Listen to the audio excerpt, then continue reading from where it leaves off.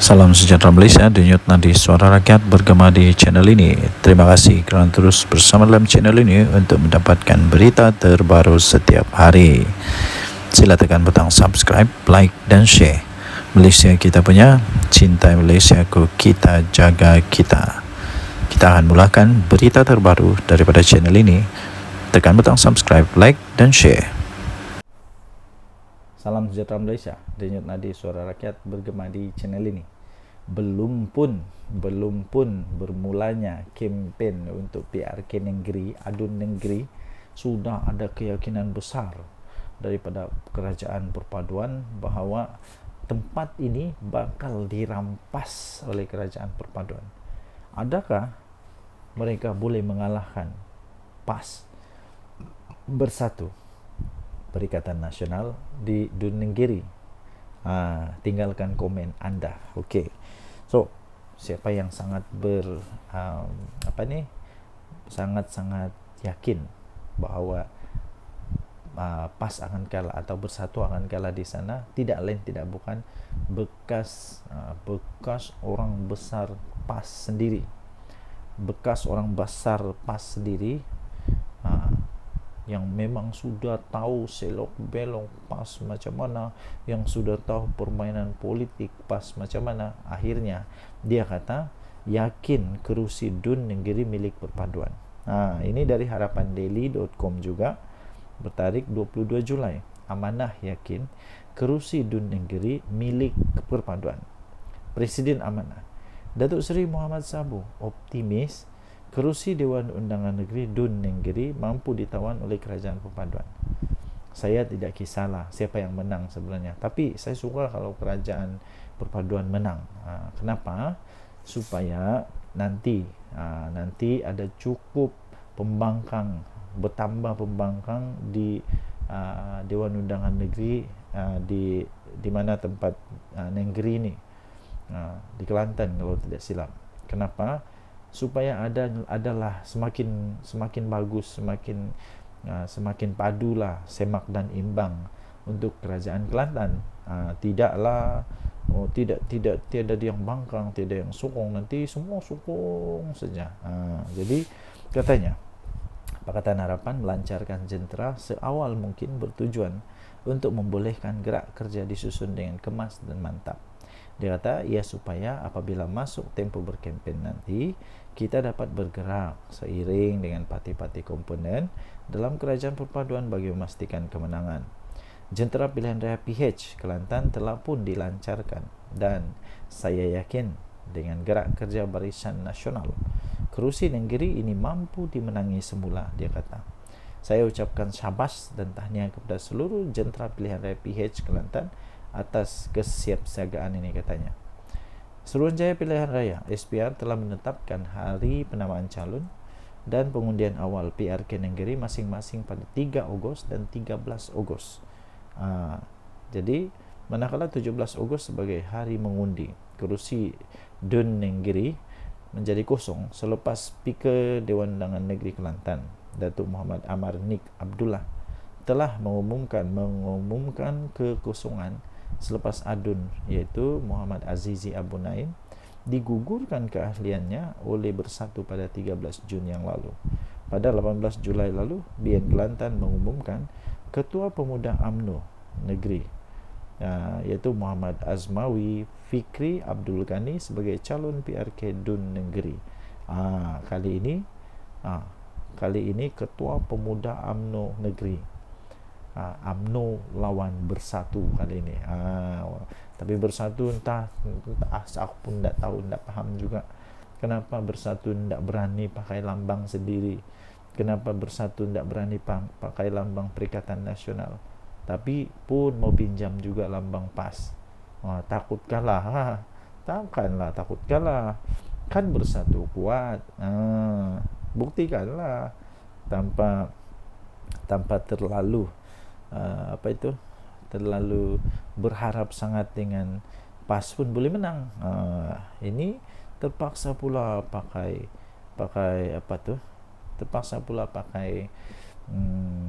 logo daripada PAS. Entah kenapa. Mungkin Anda tahu, tinggalkan komen. Denyut Nadi Suara Rakyat bergema di channel ini. Jangan lupa tekan butang subscribe, like, dan share. Bye-bye. Salam sejahtera Malaysia. Denyut Nadi Suara Rakyat bergema di channel ini. Ada juga kebenarannya bila kawan saya kata PAS ni pelik sikit. Kalau dia buat tidak salah. Kalau dia buat tidak salah, malah nanti dia akan keluarkan banyak dalil lah, banyak macam lah. Dia akan keluarkan dalilnya, dia akan buat macam-macam lah, ya, macam-macam. Tapi kalau orang lain buat, semuanya salah. Semua salah, tak ada yang betul kalau orang lain buat. Tapi kalau dia buat, mesti ada dalilnya. Anda setuju kah dengan kawan saya punya kata itu? Kadang-kadang ada benarnya. Termasuk satu ni lah. Waktu DAP bersama dengan PAS, okey je. Nama itu waktu itu kalau saya tidak silap nama dia Pakatan Rakyat. Waktu itu Pakatan Rakyat kalau saya tidak silap. Pernah juga di dalam pentas ceramah duduk sebelah Lim Kit Siang adalah Tok Guru Hadi Awang. Kalau tidak silap dialah kot. Kalau saya tidak silap lah. Kalau saya silap bagi tahu lah. Tapi tiada pula orang bising. Malah walaun semua waktu itu semua okey je. Okey je. Tapi ni ada satu ni. Tiba-tiba saja bila UMNO bersama dengan PAS, seolah-olah Malaysia ni bakal kiamat. Seolah-olah Malaysia ni bakal hancur lah, musnah lah, macam-macam lah. Tiada pula PAS DAP bising, tapi UMDAP semua bising. Ini ketua UMNO Labuan kasih tempelak dengan kau punya PAS. Jadi walaupun sekalian, apa pula kata anda? Kenapa dulu PAS bersama DAP okey je? Okey je. Tapi sekarang UMNO dan DAP tak boleh bersama. Ketua UMNO Labuan Muhammad Rafi Ali Hassan telah muncul, tampil menempelak golongan yang bising sangat dengan kerajaan UMNO DAP atau UMDAP dalam kerajaan paduan. Katanya keputusan menjalinkan kerjasama itu bukannya disebabkan anak murid mau mengikut cakap guru. Sebaliknya ia untuk menyelamatkan parti. Katanya keputusan kita bersama dengan kerajaan perpaduan bukan pada waktu zaman kami bersetuju kerana menghormati titah daripada di-Pertuan Agong dan untuk menyelamatkan negara yang tiada kerajaan. Kemudian dia kata, kita bergabung dengan DAP ini selepas pilihan raya umum, bukan sebelum pilihan raya. Betul atau tidak? Betul lah. Mana ada UMNO jadi geng kepada Pakatan Harapan, terutamanya DAP dalam pilihan raya? Tidak. Tapi hanya sanggup bekerjasama dengan DAP selepas Agong mengeluarkan titah. Jadi menghormati titah Agong dan untuk menyelamatkan kerajaan Malaysia supaya ada kerajaan memimpin. Jadi UMNO bersamalah dengan DAP. Dulu PAS bersama dengan DAP, kenapa? Apa alasannya pula? Tapi waktu PAS dan DAP bersama dengan DAP, adakah orang bising? Adakah pemuda UMNO bising? Soal beliau dalam satu video di TikTok UMNO Labuan. Muhammad Rafi turut mengimbas kembali tentang PAS dan DAP yang pernah duduk serumah. Duduk serumah satu ketika dulu. Itu bila? Tahun 2004. Mungkin sudah lupa, mungkin Tok Guru Hadi Awang sudah lupa, kesian dia. Mungkin juga Walaun pun sudah lupa, mungkin juga Walang Tit pun sudah lupa, mungkin juga orang-orang PAS ni cepat lupa. 2004 sudah lama. Tahun 2004, 2008 PAS duduk satu rumah dengan DAP, tidur satu bantal, susun strategi mau kalahkan UMNO Barisan Nasional. Ada orang bising? Ada keluar perkataan PAS DAP? Tak ada. 2018 bersedap waktu bersatu dengan PAS, ada orang bising. UMDAP semua orang bising. Yang paling bising kita pula adalah UMNO yang paling bising daripada yang di luar. Yang paling bising kita pula dalam UMNO yang paling bising daripada orang di luar. Tempelak beliau lagi. Jadi tuan-tuan dan perempuan yang dihormati sekalian, itulah yang terjadi. Sila tinggalkan komen untuk mendapatkan berita atau cerita lengkap tentang ini, Anda boleh masuk di dalam harapandaily.com. 22 Julai tajuk dia, tiada pula PAS di AP, tapi UMDAP semua orang bising, tempelak Ketua UMNO Labuan. Kita jumpa lagi. Bye bye. Salam sejahtera Malaysia.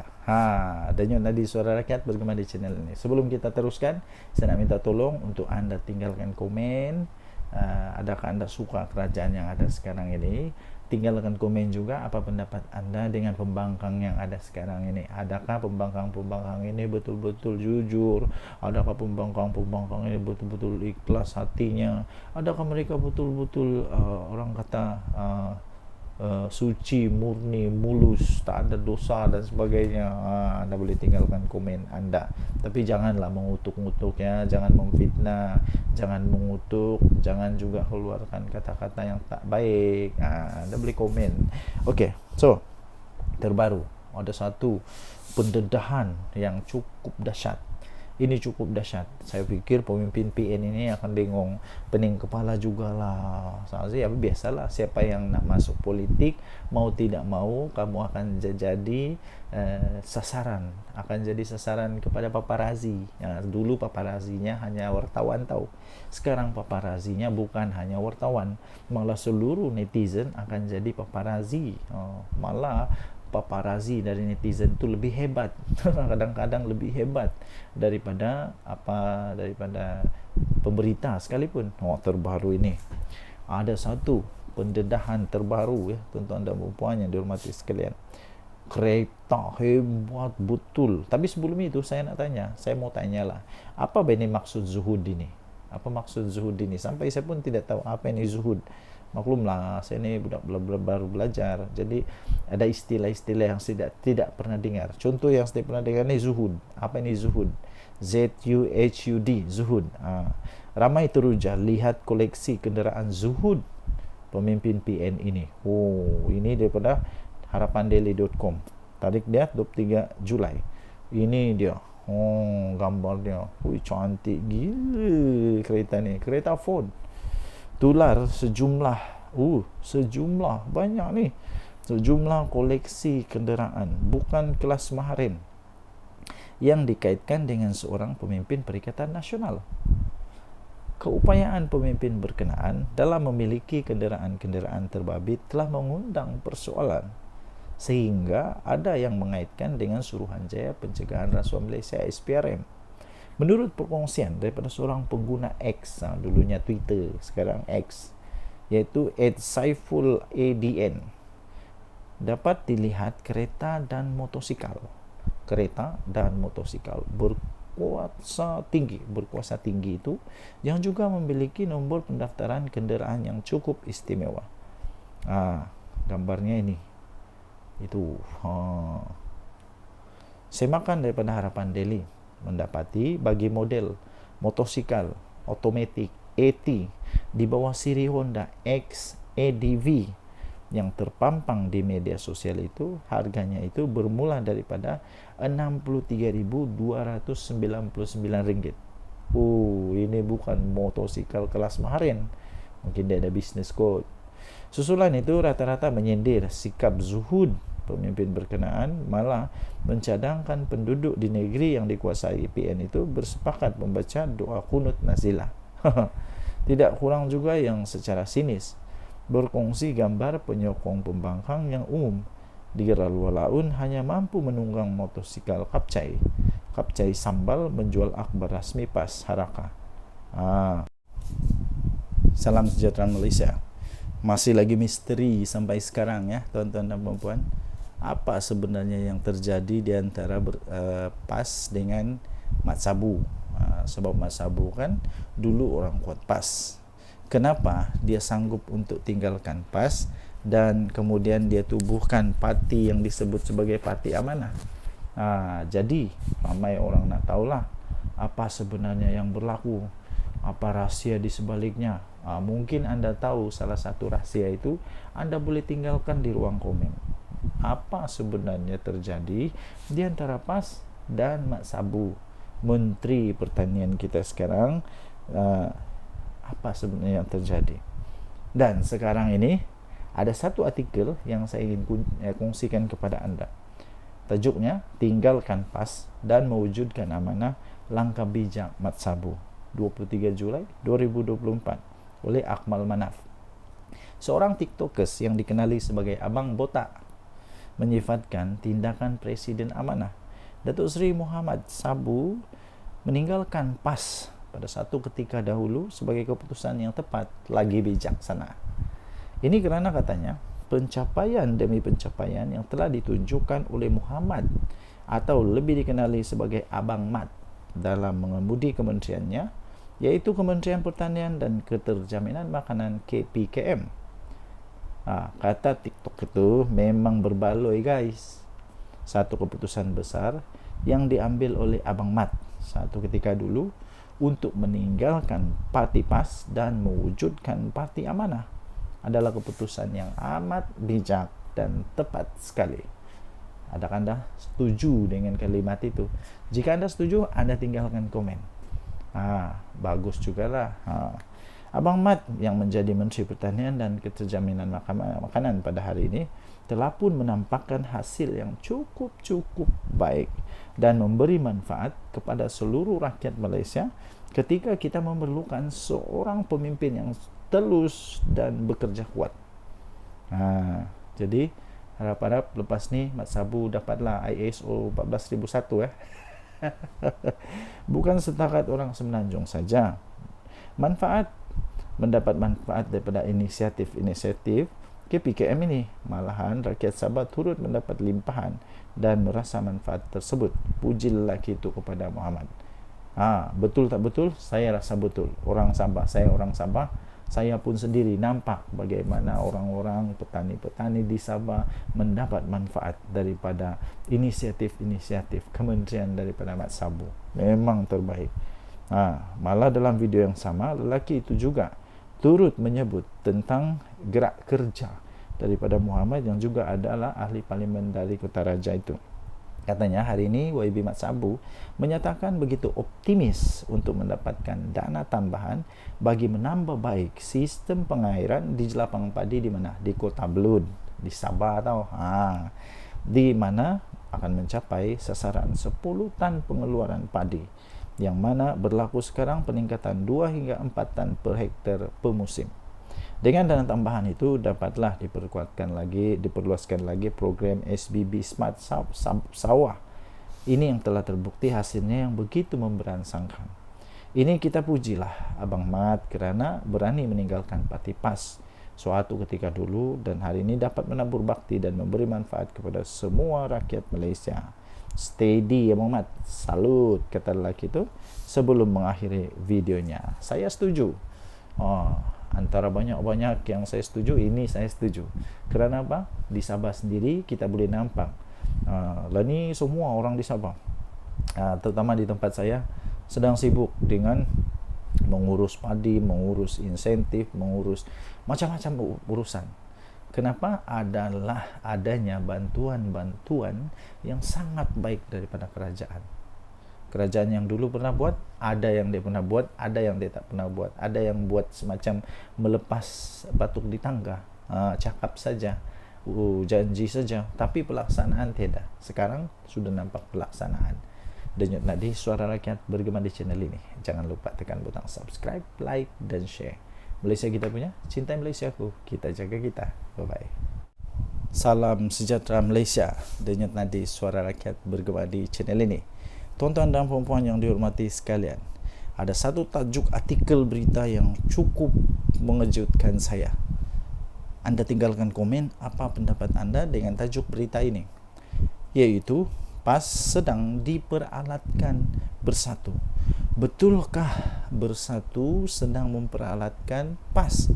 Betulkah bersatu sedang tunggang PAS? Tapi kalau betul, takkanlah PAS tak sedar. Takkanlah PAS terus membiarkan dia diperalatkan oleh bersatu untuk kepentingan politik bersatu. Tak akanlah orang-orang bijak macam Hadi Awang, macam Tuan Guru Tuan Ibrahim Tuan Man, ya kan, sampai bagi sijil ISO, mesti orang yang hebat, pandai, bijak. Takkanlah mereka tak sedar mereka sedang diperalatkan, kalau betul PAS sedang diperalatkan oleh Bersatu. Nah, ini daripada Harapan Daily.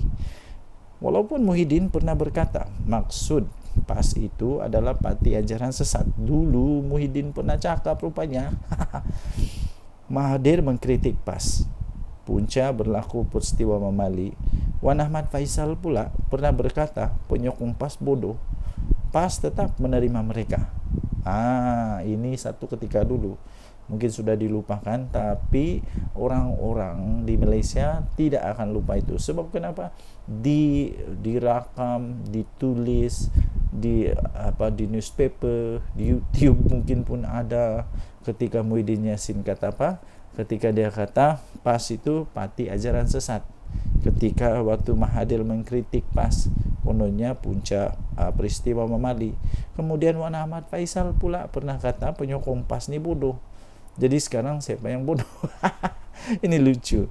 Sedangkan walaupun Datuk Seri Anwar Ibrahim tidak pernah menyesatkan PAS, DAP pun tidak pernah memperbodohkan penyokong PAS atau membodohkan penyokong PAS. Amanah pun tidak pernah pun untuk membinatangkan PAS. Ketiga parti ini tetap dianggap musuh. Entah tiba-tiba Mahathir jadi kawan, Ahmad Faisal yang kata penyokong PAS bodoh tu pun jadi kawan, Muhyiddin yang kata PAS itu maksudnya parti ajaran sesat pun jadi kawan. Sebenarnya Muhyiddin sangat licik dalam permainan politik. Muhyiddin menggunakan Tun Mahathir untuk menjatuhkan Tun Abdullah Badawi, sehingga Pak Lah menzahirkan duka cita sikap Muhyiddin itu di pentas terbuka. Kemudian Muhyiddin cuba menjatuhkan Najib, kononnya kes 1MDB. Sebelum dijatuhkan, Najib telah pun bertindak lebih awal menjatuhkan Muhyiddin daripada kerusi timbalan Perdana Menteri. Tidak berputus asa, Muhyiddin sanggup menyembah Anwar di penjara. Ihsan Anwar merestukan Bersatu untuk bersama dengan Pakatan Harapan. Selepas PH berjaya memenangi PRU14, Muhyiddin mengkhianati Mahathir dan Anwar. Akhirnya dia menjadi Perdana Menteri. Sebenarnya Bersatu tidak pun mampu untuk memenangi satu pun kerusi tanpa PAS. Jika tidak percaya, cubalah PAS ambil sikap lepas tangan untuk PRK Negeri. Bersatu akan kena TKO. Confirm plus guarantee. Ketika Muhyiddin menjadi Perdana Menteri, dia tidak lantik timbalan Perdana Menteri dari PAS. Malah Muhyiddin tidak pun mempercayai ulama PAS untuk memegang portfolio Menteri Agama. Mungkin Muhyiddin masih yakin kenyataannya bahawa PAS ini bermakna parti ajaran sesat. Tapi bila dah jadi kerajaan, Bersatu pula yang banyak bolot jawatan penting dalam kabinet. Manakala PAS hanya diberi jawatan berportfolio rendah dan jawatan pengerusi GLC saja. Bahkan semasa Muhyiddin Yassin jadi Perdana Menteri pun, dia lantik Ismail Sabri dari UMNO sebagai TPM. Sedangkan UMNO bukannya sebahagian daripada Perikatan Nasional. Mengapa tidak dilantik calon daripada PAS?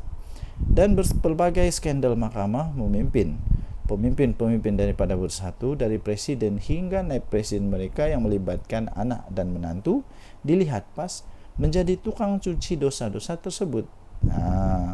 Saya tertarik dengan ulasan veteran daripada UMNO, Mustafa Yaakob, yang Bersatu, yang menyifatkan Bersatu ini tidak mampu bertanding atas kekuatan sendiri, tetapi terpaksa menumpang kekuatan sekutunya, yaitu PAS. Bersatu terpaksa pula menggunakan logo PAS untuk bertanding di PRK Dun Negiri yang akan diadakan 17 Ogos ini. Bersatu tak berani menggunakan logo sendiri atau logo Perikatan Nasional di Negiri. Sebab mereka tahu pengundi PAS tidak akan mengundi calon Bersatu. PAS dan PN hanyalah kuda tunggangan Bersatu, di mana mereka digunakan untuk menggerakkan jentera bagi pihak Bersatu. Maklumlah, Bersatu bukannya ada kekuatan jentera pun. Nampak tak betapa hinanya kedudukan PAS dalam PN? Eloklah PAS tunggang agama, Bersatu pun tunggang PAS, kata tulisan ini. Okey, jadi anda boleh baca ini di harapandaily.com 23 Julai 2024, ditulis oleh Norman Radzwan. Tajuk dia, PAS sedang diperalatkan bersatu. Apa pendapat anda dengan tulisan ini?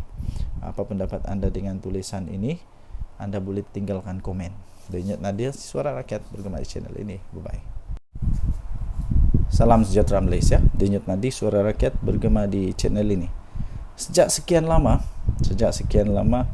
orang bertanya-tanya, betulkah UMNO akan keluar dari kerajaan ni? Betulkah kerajaan ini akan tumbang kalau UMNO keluar? Soalan itu pertama. Betulkah UMNO mau keluar dari kerajaan? Betulkah Zahid Hamidi akan bawa semua MP dia, semua menteri dia letak jawatan dan jadi pembangkang? Betulkah? Yang kedua ialah betulkah bahawa mereka akan letak jawatan semua menteri-menteri UMNO? Ingat, UMNO tidak kuat macam dulu ya. UMNO bukan macam dulu lagi. Pernah dulu, kalau anda masih ingat, saya pun masih ingat, waktu itu saya sudah cukup dewasa. Sekarang ni dah 40 lebih umur, jadi sudah cukup dewasa lah. Cukup dewasa. Waktu itu ada istilah begini. Waktu ketika UMNO masih kuat, ada istilah kata begini, apapun yang UMNO letak batu kah, letak kayu kah, letak apa sajalah diletak di mana-mana. Waktu masih kuat dulu tu, batu pun boleh menang, kayu pun boleh menang, tunggul kayu pun boleh menang. Kura-kura kalau letak jadi calon pun boleh menang dalam pilihan raya waktu itu. Tapi sekarang tidak lagi. Sehingga baru-baru ini ada juga artikel kata begini, kalau UMNO tidak bekerjasama dengan mana-mana parti, tidak bekerjasama ataupun dia bertanding secara solo untuk pilihan raya umum ke-15 nanti, menurut artikel itu kata, tidak ada harapan untuk UMNO untuk menang besar lagi. Silap-silap Zahid Hamidi boleh kalah, silap-silap Tok Mata Hassan boleh kalah, silap-silap siapa lagi, yang besar-besar lah boleh kalah, silap-silap tumbang dan boleh pupus UMNO ni. Sebab sekarang UMNO bukan macam dulu lagi.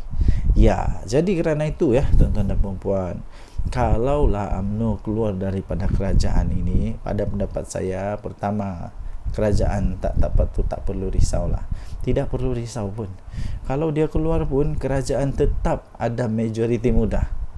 Kerajaan Madani ini, Datuk Seri Anwar Ibrahim, tetap ada majoriti muda dan belum tumbang.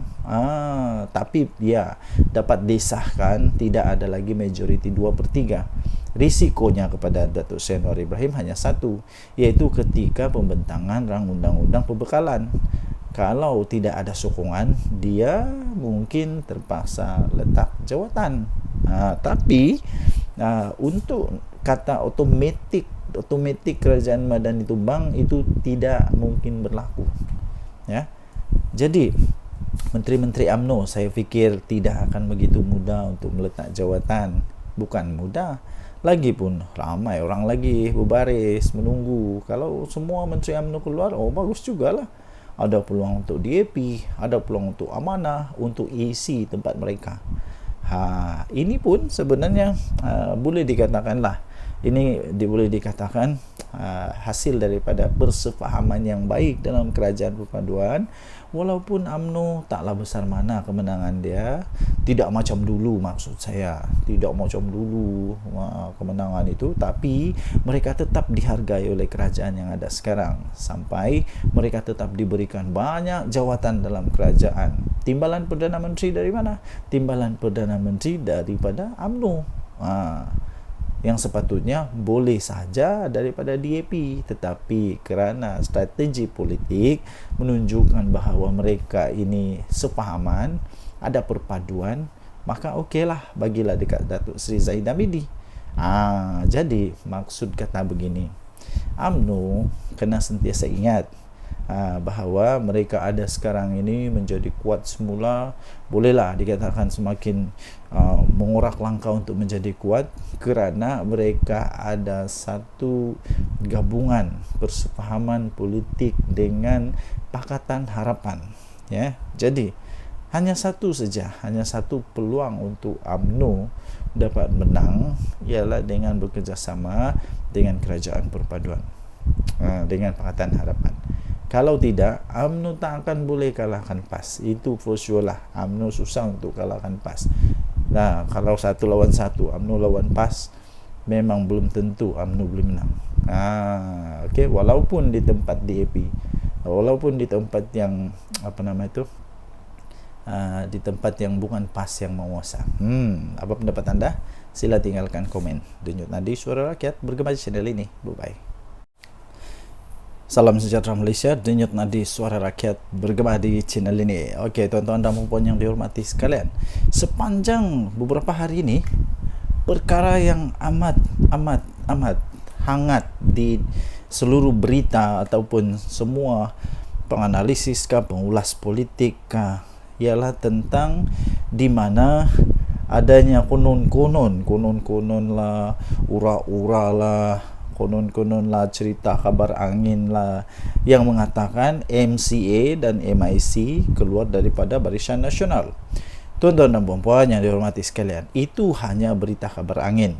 Walaupun begitu, malam ini, hari ini, pagi ini, hari ini, petang ini, apa-apa sajalah masa yang anda tonton video ini, saya ingin nyatakan bahawa tidak ada keuntungan pun kalaulah MCA dan MIC keluar daripada Barisan Nasional.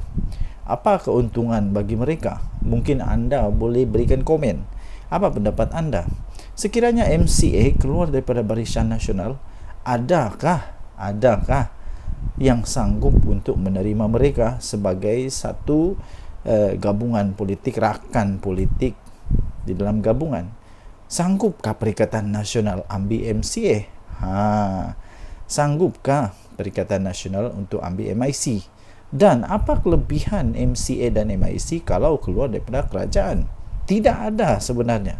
Jadi tidak ada apa-apa gunanya untuk Barisan Nasional, kerugiankah, keuntungankah kalau MCA dan MIC keluar daripada Barisan Nasional? Kerugian tidak pada UMNO, tidak juga kepada kerajaan ini, kerana MIC dan MCA mereka hanya ada berapa kerusi dalam parlimen. Tidak pun sampai 5 kerusi dalam parlimen. Hanya berapa saja, MIC berapa kerusi dalam parlimen. Tidak akan menggugat apa-apa. Tidak akan menjadikan kerajaan yang sekarang ada ini tumbang, apalagi kalau tukar kerajaan, tidak mungkin akan berlaku. Walaupun sebenarnya secara faktanya pun, andai kata Barisan Nasional semua keluar daripada kerajaan pun, kerajaan Madani ini tidak akan tumbang pun, tetap akan kekal menjadi kerajaan sekurang-kurangnya sampai pada PRU 16 nanti. Tuan-tuan dan puan yang dihormati sekalian, jika begitu, apa sebenarnya sebab untuk Barisan Nasional kehilangan MCA dan MIC? Tidak ada apa-apa sebab pun. Lainlah kalau kita cakap tentang UMNO, mungkin mereka kecewa tentang Najib Razak, mungkin mereka kecewa tentang banyak perkara-perkara yang mungkin saja. Tapi untuk MIC dan MCA tidak ada apa-apa isu pun yang mereka boleh timbulkan. Mereka malah perlu bersyukur, berterima kasih kepada kerajaan ini, kerana walaupun jumlah mereka yang sedikit macam tu pun, tapi tetap dianggap amat penting oleh kerajaan Madani ini.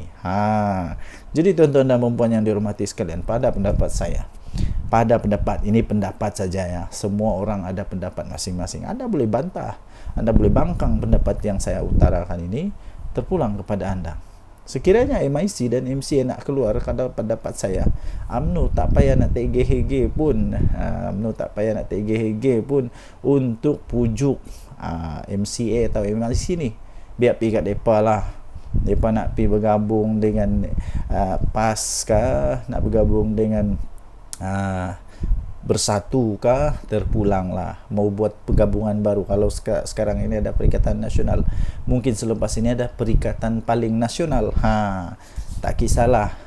Yang penting pada pendapat saya, kalau mereka nak keluar, biar pergi kat depa. Biar pergi kat depa. Mungkin mereka suka untuk jadi pembangkang, dipersilakan. Tapi setakat ini semua itu hanya kabar angin. Dan kalau mereka keluar pun tiada apa-apa pun kerosakan kepada kerajaan ini. Jadi apa pendapat anda? Sila tinggalkan komen anda. Sekiranya MCA dan MIC mau keluar, apa pendapat anda? Betulkah mereka mau keluar? Mungkin anda ada sumber yang lain yang mengatakan mereka mau keluar. Tapi pada pendapat saya, tidak akanlah mereka keluar untuk setakat ini, kerana tidak ada apa-apa keuntungan pun. Dan saya fikir UMNO tidak akan tergugat pun. UMNO tidak pun rasa kecil hati kalau mereka keluar. Tinggalkan komen, tekan butang subscribe, denyut nadi Suara Rakyat bergema di channel ini. Bye-bye. Salam sejahtera Malaysia, denyut nadi Suara Rakyat bergema di channel ini. Okey, tuan-tuan dan puan yang dihormati sekalian, sepanjang beberapa hari ini, perkara yang amat hangat di seluruh berita ataupun semua penganalisis pengulas politik ialah tentang di mana adanya konon-konon lah, ura-ura lah, konon lah, cerita kabar angin lah yang mengatakan MCA dan MIC keluar daripada Barisan Nasional. Tuan-tuan dan puan-puan yang dihormati sekalian, itu hanya berita kabar angin. Walaupun begitu, malam ini, hari ini, pagi ini, hari ini, petang ini, apa-apa sajalah masa yang anda tonton video ini, saya ingin nyatakan bahawa tidak ada keuntungan pun kalaulah MCA dan MIC keluar daripada Barisan Nasional. Apa keuntungan bagi mereka? Mungkin anda boleh berikan komen. Apa pendapat anda?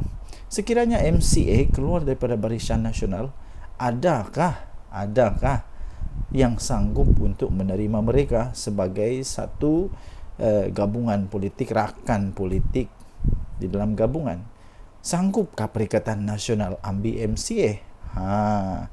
Sanggupkah Perikatan Nasional untuk ambil MIC? Dan apa kelebihan MCA dan MIC kalau keluar daripada kerajaan? Tidak ada sebenarnya. Jadi tidak ada apa-apa gunanya untuk Barisan Nasional, kerugiankah, keuntungankah kalau MCA dan MIC keluar daripada Barisan Nasional? Kerugian tidak pada UMNO, tidak juga kepada kerajaan ini, kerana MIC dan MCA mereka hanya ada berapa kerusi dalam parlimen. Tidak pun sampai 5 kerusi dalam parlimen. Hanya berapa saja, MIC berapa kerusi dalam parlimen.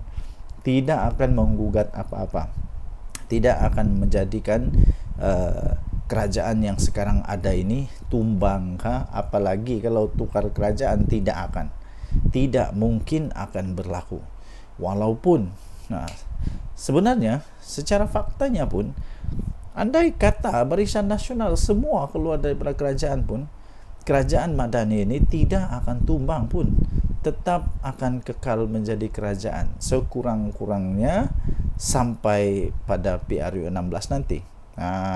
Tuan-tuan dan puan yang dihormati sekalian, jika begitu, apa sebenarnya sebab untuk Barisan Nasional kehilangan MCA dan MIC? Tidak ada apa-apa sebab pun. Lainlah kalau kita cakap tentang UMNO, mungkin mereka kecewa tentang Najib Razak, mungkin mereka kecewa tentang banyak perkara-perkara yang mungkin saja. Tapi untuk MIC dan MCA tidak ada apa-apa isu pun yang mereka boleh timbulkan. Mereka malah perlu bersyukur, berterima kasih kepada kerajaan ini, kerana walaupun jumlah mereka yang sedikit macam tu pun, tapi tetap dianggap amat penting oleh kerajaan Madani ini. Jadi tuan-tuan dan puan yang dihormati sekalian, pada pendapat saya, pada pendapat ini, pendapat saja ya, semua orang ada pendapat masing-masing. Anda boleh bantah, Anda boleh bangkang pendapat yang saya utarakan ini, terpulang kepada anda. Sekiranya MIC dan MCA nak keluar, kalau pendapat saya, UMNO tak payah nak tergeh-geh pun, untuk pujuk MCA atau MIC ni. Biar pergi kat depa lah. Depa nak pergi bergabung dengan PAS kah, nak bergabung dengan bersatu kah, terpulanglah, mau buat penggabungan baru. Kalau sekarang ini ada Perikatan Nasional, mungkin selepas ini ada Perikatan Paling Nasional. Tak kisahlah.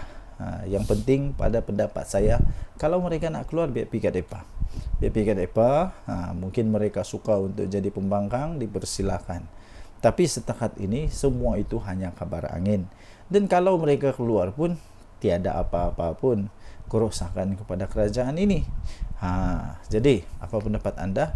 Sila tinggalkan komen anda. Sekiranya MCA dan MIC mau keluar, apa pendapat anda? Betulkah mereka mau keluar? Mungkin anda ada sumber yang lain yang mengatakan mereka mau keluar. Tapi pada pendapat saya, tidak akanlah mereka keluar untuk setakat ini, kerana tidak ada apa-apa keuntungan pun. Dan saya fikir UMNO tidak akan tergugat pun. UMNO tidak pun rasa kecil hati kalau mereka keluar. Tinggalkan komen, tekan butang subscribe, denyut nadi Suara Rakyat bergema di channel ini. Bye-bye.